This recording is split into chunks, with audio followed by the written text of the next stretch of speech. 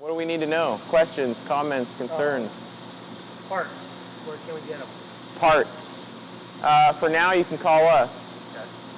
You can call Air Reps. You can call Dan Fuse at Air Reps, and he can help facilitate ordering warranty parts for now. Okay. I know that in the future, Johnson Burroughs is going to be taking over a lot of the local ABB stuff. So that might also be another resource. These are the 580 drives. I don't know, are you familiar with the 580s? They got the keypad a little bit different, a little more user-friendly. Parameters are going to be available only through the drive. Like if we got to replace one. You can do the same deal, copy and paste your parameters onto the keypad if you wanted to save them, onto a keypad. If you have Drive Composer or a software, it's free from ABB. You can also save your parameters on a laptop or PC. Just a USB-C to USB cord for your laptop, and a free software. Written down somewhere? They should be. I didn't do the actual startup on this. Because one of the issues we've had is that keypad going bad, and we're not able to upload the parameters into that keypad. Right. So we can transfer it. So if we can have some kind of a backup. Right. So when we do startup, we do what should have happened. In all of our procedures. Looks like in April this was started up. Potentially March, and there was a backup file saved on the keypad, and we should also have backup files in our startup collection of all of the drives and all of the equipment. So yeah, there can be a backup file stored, and I don't know if it was done because like I said, I didn't do the startup, but likely it was done. Okay. I think that's going to be key for us. Yeah. Other than that, I know that Connor did the startup, and Connor does a good job. So, but yeah, we've got just our hand, auto, off. Same deal. You can run the speed reference with the up arrow, down arrow. The home screen has a few different windows we can look at.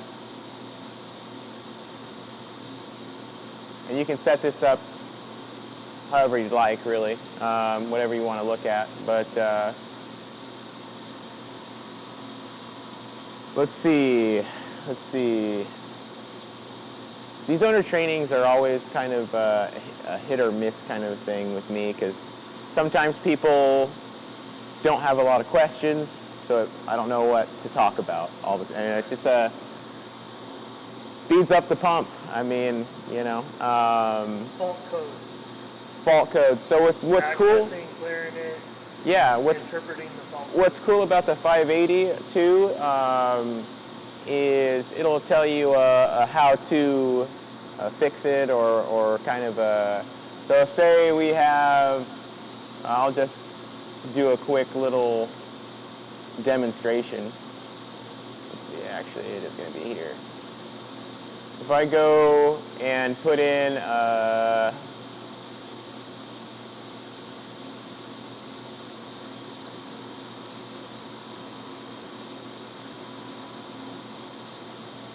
in 20.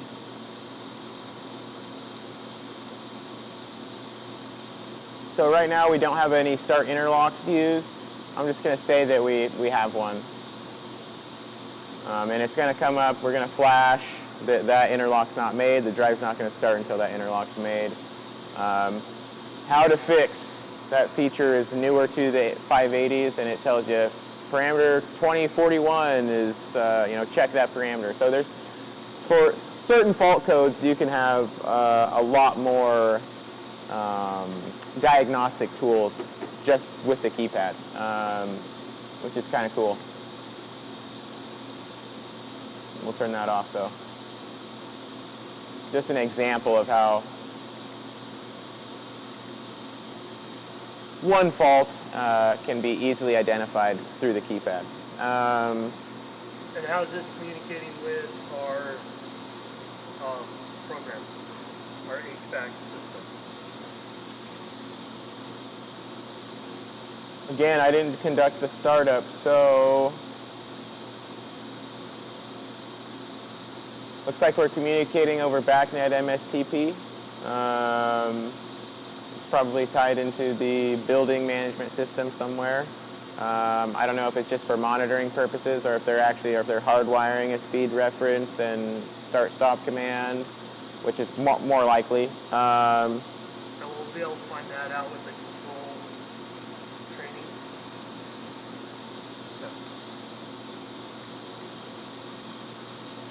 Let's see. Is this the only 3 pumps, or no? There's plenty more. Yeah.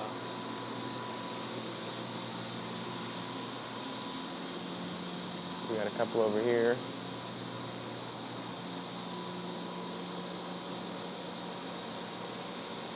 So right now we're only running 1. We don't need a lot of capacity apparently. It's just to have stuff moving through the system. Is that the idea, or we're not utilizing these other 2 pumps at the moment? And that's really not any of my deal, but you want to make sure that there's not stuff stacked on top of these fans. You know, they do cool these down. Are those fans replaceable in these? They are. They are, yeah, and they're actually pretty easy to pop out. There's just a little Molex plug and some plastic clips, and you're able to pop them out.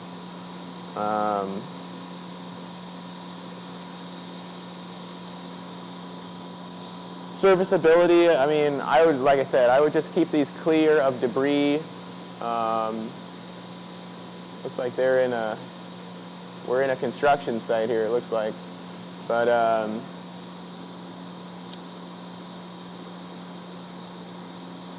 typically, I don't see a ton of issues with drives, at least in the first couple of years. I'm pretty sure these are all What size? size.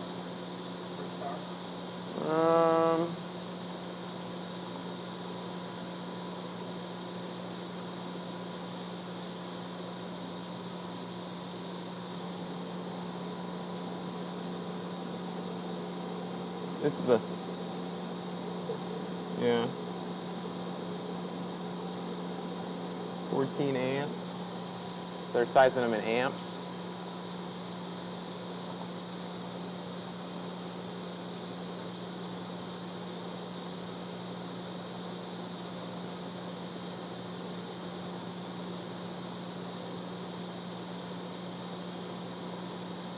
We'll go over some of these parameters because like I said, I didn't do the startup, so I just want to see.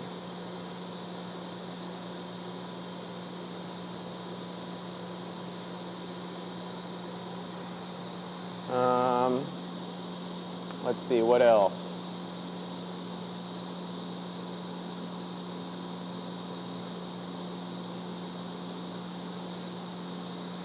Oh yeah, I wanted to look at the software.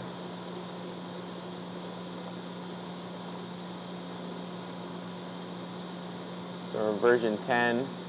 So it's got the newer software.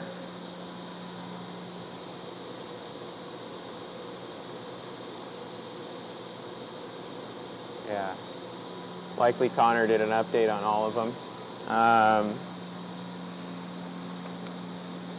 That seems to be the most issues I've seen in my experience with drives is having a software update, especially with the 580s being a more recent, you know, model. They had quite a few software updates, but we got the most recent software in them right now. Hopefully that's good for a while. They're always coming up with new software updates. I don't really keep up with it, but I put them in when they tell me to.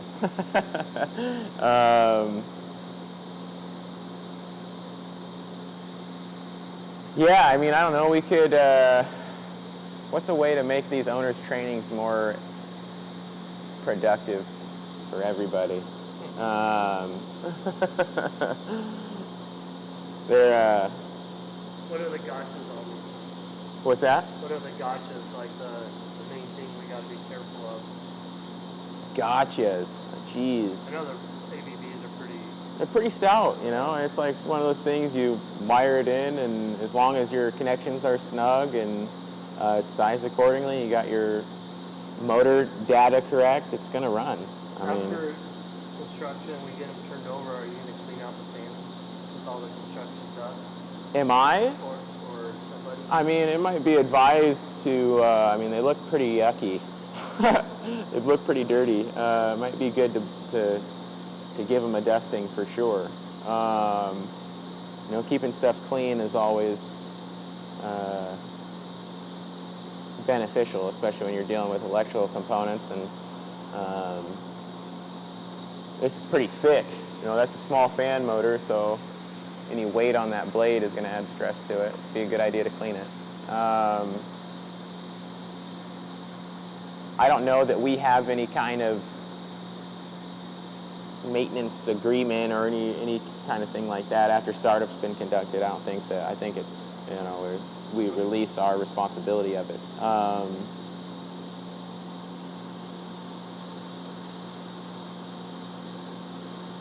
But yeah, man, I don't have a whole lot to talk about these drives, man. I mean, I wish I had more to give you. If there's a problem, you're more than welcome to call me, and you know, I can try to help walk you through it. Suppose we could. So on the software update, is that done over the air with these, or do you have to physically plug a computer in to do that? So there are Bluetooth keypads, but these we do have to plug in to the USB-C, and it's done with the Drive Composer software. All right. And that, like I said, is free. It's a free download from ABB. You just go to their website and you can download it onto your laptop. It's a cool tool. You can, you know, have just a bigger picture of what's happening with the drive when you can operate it through the computer and you know, check out all your parameters, save your parameters, do software updates and things like that. If you're going to be working on a lot of drives, I'd recommend that you have the software. All right. Yeah. Questions? Yeah. All right. Well, that's all I got, guys.